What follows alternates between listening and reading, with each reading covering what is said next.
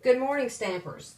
Today I'm starting over with a video I made yesterday because it seemed to be a little bit blurry at times. So I'm trying it again with my iPad instead of my movie camera. And what we're going to make today are these little treat bags. Every year I make brown sugar cookies and give them away to my friends, and every year I make bags or boxes and it never seems to fit the cookies. So this year I'm making the bag to fit the cookies instead of the cookies to fit the bag. I saw this tutorial on Pinterest from Creating with Kirstine. I think that's how she says her name. I have a copy of her video on my blog and a link to her blog. She made a wonderful video. She has a lovely voice, and it seemed very, very simple, and it is very simple. It's just it didn't work right for me. So I took her idea and kind of changed it a little bit and tweaked it into what would work for me. This is not Stampin' Up! Paper. It's paper I bought at Hobby Lobby. But the sentiment, if you want to do it just like mine, I used the Stampin' Up! Bright and Beautiful, and I used this sentiment here about Christmas and New Year, since I'll be giving some of these probably on Christmas Day or after Christmas. I backed it with some Baja Breeze. This is gold paper from Stampin' Up! It's called Brush Gold. It's a little bit heavier. Now my box is 3 inches by 5 inches. The bottom is very sturdy, and it's a box. The top just has holes punched and a ribbon run through it. I have just a small tie ribbon because most of the people I'm giving this to would not be able to tie it back in a bow once they untied it, so I'm not going to tie it in a bow. I have a lot of friends, but they're not all crafty. And then inside it holds a dozen cookies, and it has a nice little box inside, as you can see there. It's the boxed bottom makes it very sturdy. So if you have a heavy gift you need to give in a bag, this would be perfect because the bottom is so sturdy. It's not just a paper sack. And what I'm using today, I'm using this pad of paper that I got from Hobby Lobby. As you can see, the paper is really, really pretty and got some lovely designs and colors. It coordinates pretty well with Stampin' Up! Colors. The Stampin' Up! Contrasting colors that go with it are Riding Hood Red, Mossy Meadow, Garden Green. The teal color here is Baja Breeze. And then, of course, the gold, brushed gold goes with it because it has some gold in it. Almost all the patterns except the polka dots and the wallpaper looking ones. But the paper is not Stampin' Up! Quality, of course. It is thinner and it's one-sided, but it has a texture to it, which gives it a feeling of being a little bit more sturdy than just some one-sided paper you buy at Michael's or at the scrapbook store. So let's get started. As you can see, this is the bag I made using Kirsten's idea. It's got a box in the bottom. You make a box and then you just wrap the paper around it. Well, this was my 4th try, and it took 4 tries to get it to look this good. I could not make it look as good as hers. And she has some adorable samples on there that she's made. They look like little purses almost. She doesn't fold it in like this. It stands open, and they look like little Coach bags. Very, very cute. So what you're going to need is a 12 by 12 sheet of designer series paper, and I'm using a piece from this pad. You're going to need an 8.5 by 11 piece of cardstock cut in half. I'm using Riding Hood Red for this one. And this is the Santa Claus pattern. And because it's a pattern and got little pictures on it, I don't want it to look funny like, you know, with like Santa with 2 legs or 3 legs or 2 heads. So I want to line my paper up because I want to make one long sheet of piece of designer paper. I want to line it up so that it looks like it's just continuing from where it is. But first I want to do a little scoring. I'm using this cheaper paper instead of my Stampin' Up! Designer paper, which has some really, really cute patterns for Christmas. Because I don't know if you saw the old Seinfeld episode where Elaine would not date people or have sex with people because she said they were not sponge worthy. Well, I have some friends that may not be paper worthy. So what we're going to do is going to score this, and you're going to score it very gently since it is thinner paper, and we're going to lay it with our top to the center and our bottom of our bag pointed this way so that your pattern is going the right way. And we're going to score it very lightly on the 5-inch mark, and we're going to take the other piece and we're going to do the same thing, 5-inch mark, very lightly. And as you can see, I've already put my Score Pal tape on here. Okay, I'm going to go ahead and score this cardstock while I have my scoring tool out. And you're going to put it the long way across the top. And you're going to score it at 3 inches. And I'm going to use my small nib since this is Stampin' Up! Paper. And just score it gently. I don't want to score it so hard that it's like folding a card. Because this is a box. This isn't a card. I want it to have a soft fold. And I'll score it at 8 inches. I'm going to turn it 90 degrees. And I'm going to score it at 2 1/4. Set that aside. I'm going to do the same thing to this piece. I'm going to score it at 3. I'm going to score it at 8. I'm going to turn it and score it at 2 1/4. Okay? So that's my scoring done. So I'm going to put my scoring tool away. Alright, now I want to work on the top part of the bag box first. So I want to line this up with overlapping. Okay, you little pieces of paper, stay up there. Okay. So I want it to overlap about like that. And I want to make sure that when I get this put together, my piece is not going to be out of alignment at all. I want to try to line it up. I'm just going to use the edge of my pad here without trying to get my head in the picture. I got my head in the picture yesterday, and I was not having a good hair day. Okay, so that looks like that would make a pretty straight line right there if that's where my tape will stay put. Okay, so I'm just going to hold that. I'm going to go ahead and peel off this piece of tape and just lay that down there.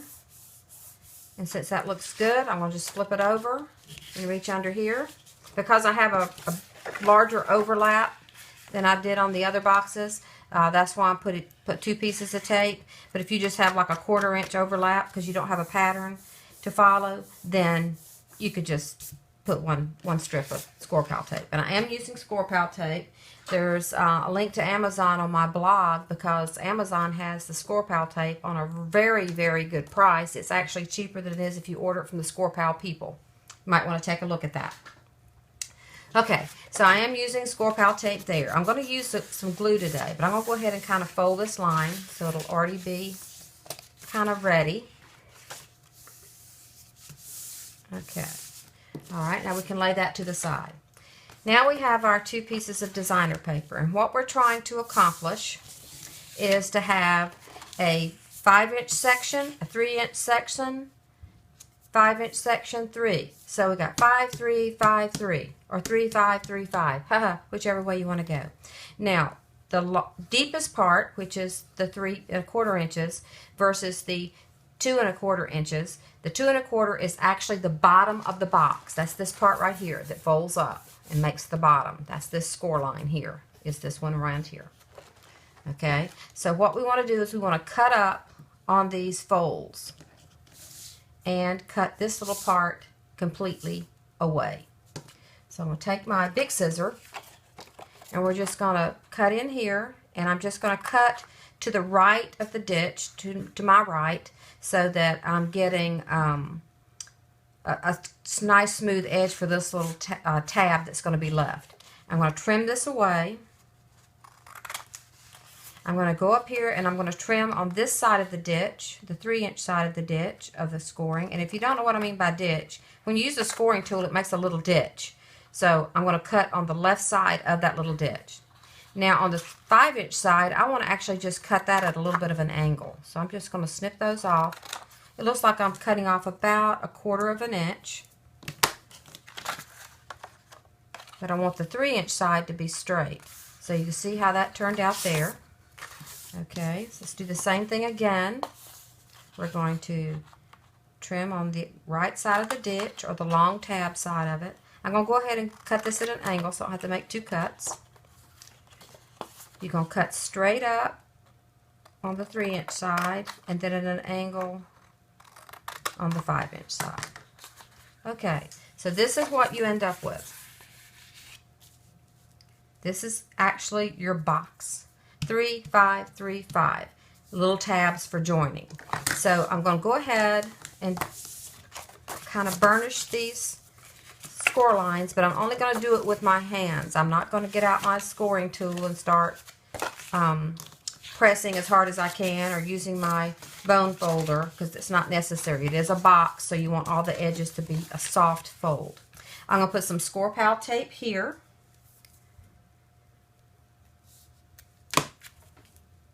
And I want it to be a good adhesion, so I'm going to let it go all the way to the edges and fold back the little bit that is over the line. Okay, don't like the way that looks. There we go. Alright, and then this piece is going to lay over this piece. Now, you don't want to worry about the lining up this top. The crucial part is the fold. So you want to make sure that your fold line goes straight. Okay, so there we go. That looks good. It even matched at the top. Hooty hoo, yay. Alrighty, so that's how our box is going to be put together. And it goes, of course, flaps will go in first and then that like that. So instead of going ahead and putting our box together, which is what was on the original video, and wrapping the paper around, we're going to attach the paper now while it is flat to make it somewhat easier.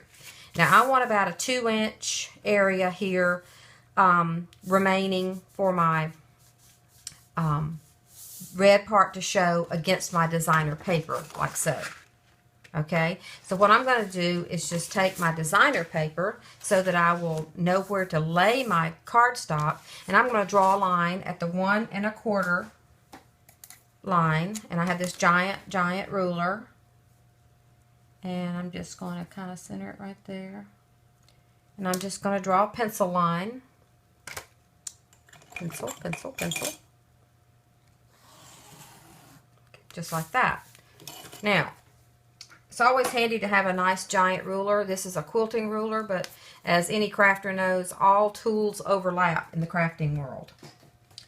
Okay, so now I'm going to take this, and because my tab is on this side, I'm going to consider that the inside of the box. This is the nice pretty outside.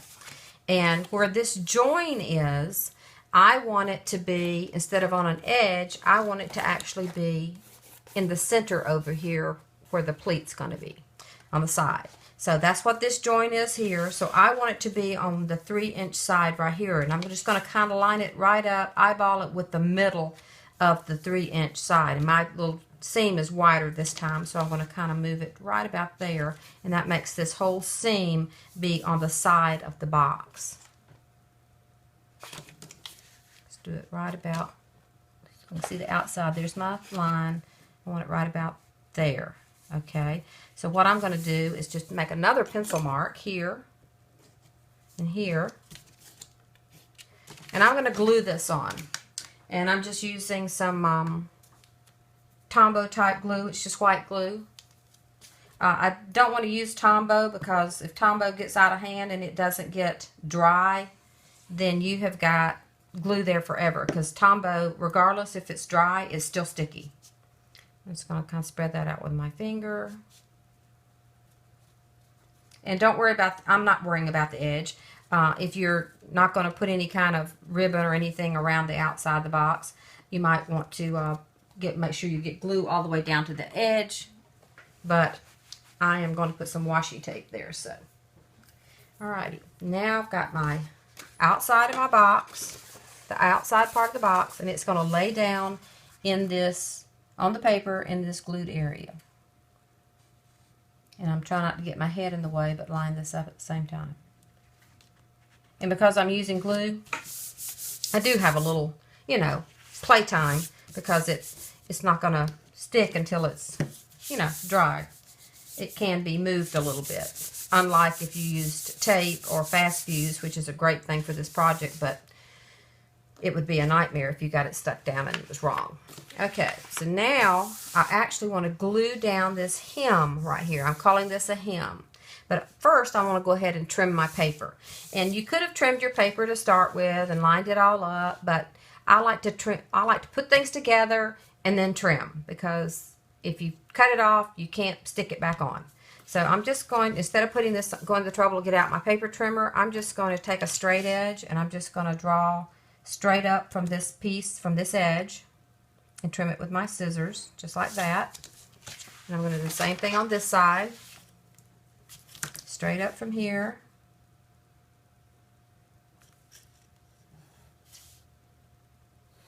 Okay.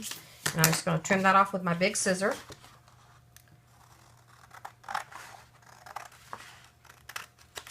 Okay, got a little piece there you can use for something else. Okay, and then I'm going to trim off this side. Now, some people say, oh, I can't cut a straight line. Well, if you can't cut a straight line, get out your paper trimmer. All right, now because this is thin paper, it really doesn't need to have like Tombow, so I'm just going to use a glue pen, but I'm not going to go all the way to the edge. I'm going to stop about an inch out on this side, put a little there, and we're just going to go ahead and fold that down. The glue pen is sturdy enough to hold this because it's just really a hem or selvage, whatever you want to call it. I just don't like a cut edge when the paper is white on one side. It just doesn't look really pretty. If you were using Stampin' Up! Paper, you could probably skip this step and just come down further on your cardstock and for the same size of bag, or just have a taller bag, because Stampin' Up! Paper really doesn't have, you know, it's so thick and so finished, it doesn't really need this. I just did it because I don't like see the white edge. Okay, now we're ready to fold it up. If you are going to put anything like a whole card front with a sentiment and embellishments, etc., you would probably want to go ahead and do that now. It's much easier to decorate something flat than it is something three-dimensional. I would consider this section the front of the box, because this is not a cut edge, and this is not a cut edge. This will have a cut edge because it's going to go right up to this edge. So I would consider the part with the solid piece of designer paper as being the front of my box. So now we're ready to fold it up and put it together. And so I want to gently, and I'm going to repeat that, gently fold, just following the score of the box. Lining up your top, just take your paper and just line it up here. Come up the fold of the boxes and just do it by hand, just like that, so that it's not real drastic and a sharp edge. Okay, we're going to do the same thing with this fold. Going to line up our fold lines here, the bottom of the box, the top of the bag, and press it down. Okay, so we got that one, we have that one. Now we need to do this one. Line at the bottom of the box, the fold line there, the top of the bag, and that looks good. Now, if everything was measured correctly and you folded it on the correct score lines, then your bag should just match up just like this. You don't have to hold it together and do anything like that or hold it up. It should just be able to fold that in and fold this in on top of it and it be in the right place. So now we want to glue this part down together. And the reason I left this little 1-inch area here is because I want this piece to go up inside of that piece so that the inside of my bag has a more finished look inside. I'm all about how the finished product looks. Okay, so that looks like that's going to come together nicely. So now I just need to put some tape on, oops, get back here you. I think I'm going to put it on actually on this side of the paper so that I can get it close to the edge, so that when it's closed, this edge will be nice and smooth on the fold. So we're going to use a little bit of glue up in here, and I'm just putting that there. I better use white glue for that so it'll stick quicker. I'm going to squish it together, but then I'm going to pull it back apart so it won't stick down. Okay, and then I'm going to put my tape down, and of course I'm using score pal tape. Now wherever I've used glue, you could use score pal tape. However, by the time you get to like putting this down and you're trying to make a fold, all of it kind of gets bulky when it's just all tape. So I want a nice even edge right there. So I want to trim off the torn part. And that's just going to go right there and up under the lip. Okay, so there's our tape. And that's going to lay right there. And once you're sure about all of your measurements and all of your folds, because, you know, once it's down, it's down. We're going to pull off our protective part. If I can get it going here. Come up, you. Okay. All right. Now, I'm going to fold this over, and I'm just going to touch this. Oh, let's make sure our little, yeah, that's stuck down. I'm going to make sure that little piece, I want to put a little more glue right there, because I want that paper to be firm right there against that cardstock. Okay. Now, I'm going to fold this over, and I'm just going to stick this part first, right there, so that I can use this. That's holding it in place, so I can shove this up in that hole. And because it's glued, it has some time to work, you know, that you can work with it. Make sure that it's in the right place. Okay. Now mash our tape down and our glue part down. Ta-da! Yay! All right, now we want to fold on this fold line that had the tab, just like this, so that it has a hand crease. I guess that's what you could call it. It could be all hand creased. Okay, so there's the top of our bag. It looks all pretty. It's all lined up. You can hardly tell where it goes together here. That just overlaps perfectly. Okay, now we're ready to put the bottom part together. But first, I'm going to put my washi tape on. So what I want to do is I'm going to use some gold washi tape. And because this is the front of my box, I want it to look the best. So I'm going to have my tape meet here on the first seam that we made in the designer paper. And I'm using some gold washi tape from Stampin' Up. And I'm just going to trim it off even there where I'm starting. And washi tape is very forgiving. You know, you can pull it back up and work with it and all that. I'm going to put it just over the edge of the paper and onto my cardstock. I don't even know if it ever becomes permanent. I really don't. I haven't used it enough. I just started using it because you can pull it back up. You see how I pull it up there. So, but you can put it down. And come on around. Oops. Don't get a kink. Okay. Come on around to the other side. And just over the edge of the designer paper onto the cardstock. And back to where we came in. And trim that off. And I usually try to trim things at an angle so that it looks like it kind of just blends in together. Alright, so there's the front. How pretty that looks. Tape is all smoothed out. Okay, let's put the box together. Now we have our outside flaps, as I'm going to call them, and our inside flaps. So the inside flaps are, of course, what's going to go inside first. And I'm going to put some glue here and here. Alright, and then this flap's going to come in and lay in that glue. And then this side, I'm just going to put some glue on the, what will be the edge, so to speak. And I'm going to fold that up. Now because I'm using glue instead of tape, I have time to make sure that my box is all square. And that looks good. And the glue is kind of holding temporarily there. So now I can sit it down on the table, make sure it's all square inside and it doesn't look any kind of whompy jawed, or I know that some people don't know what that term means, but it means OCD people don't like it. Okay, so we'll push this down. And because it's glue instead of tape or anything like that, it's going to really be a strong box because of the glue. Okay, so we'll let that dry for just a minute.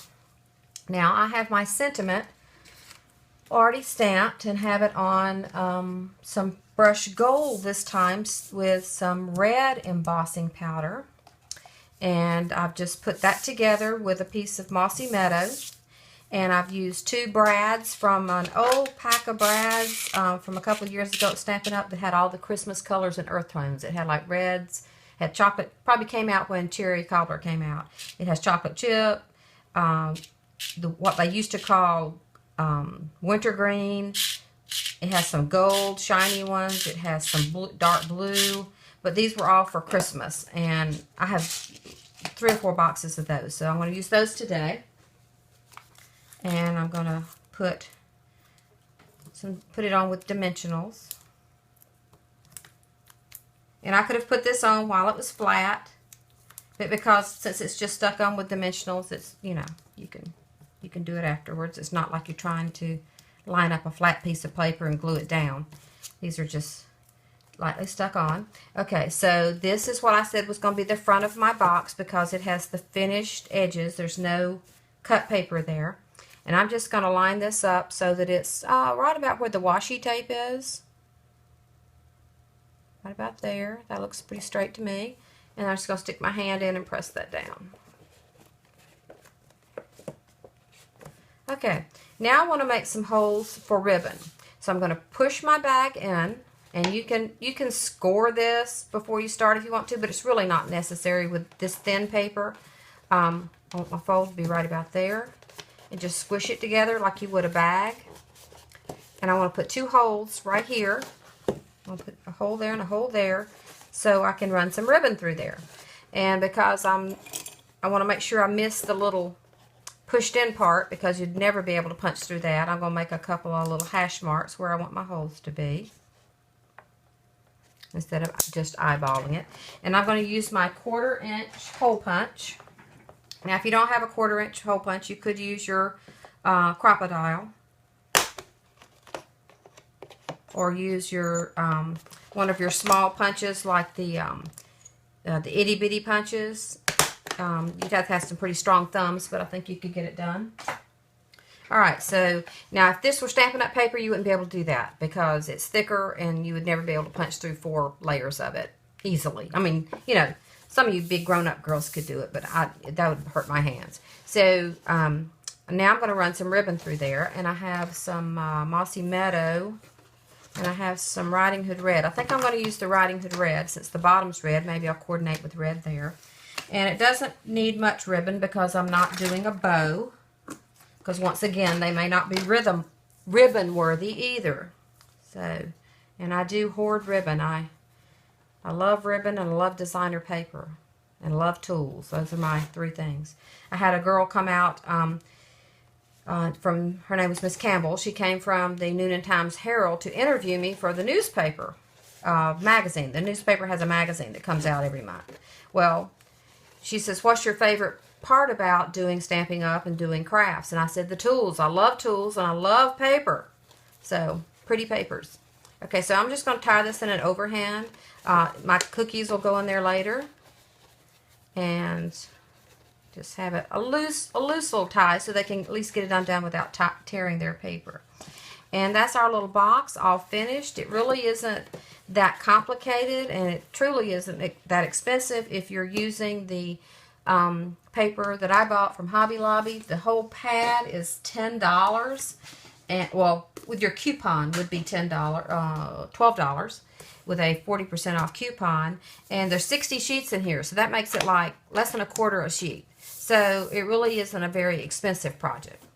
Now, if you wanted to use the Stampin' Up! Christmas paper, that would make absolutely adorable boxes. Because look at this paper. Is that not the cutest thing you've ever seen?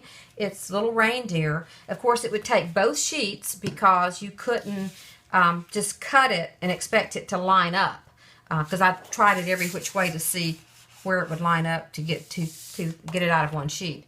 Because you wouldn't want his, like, you know, you couldn't do like have his little face coming out of his butt. You got to really work on it to get it lined up with the correct pattern. But the other side is just holly, so that would be no-brainer. But the paper is so cute. Now, if you want to make a smaller box, like a say a 2 by 2, 2 by 4, then you could use just the one strip and make it be a tall, skinny box. If you had something tall and skinny to put in there. There's no such thing as tall and skinny in my whole life, so it wouldn't hold cookies. Now, all the measurements are on my blog, susangillespie.net, And down below this video on YouTube should also have some measurements. And you can also find Kirsten's tutorial there, along with another tutorial from Kimberly Morris, who's a wonderful crafter, makes wonderful videos, and she has made some cute little treat boxes using her paper pumpkin kit from November. So take a look at all those, and make sure you subscribe to my channel so you can see anything new that I have coming out. And happy crafting and Merry, Merry Christmas.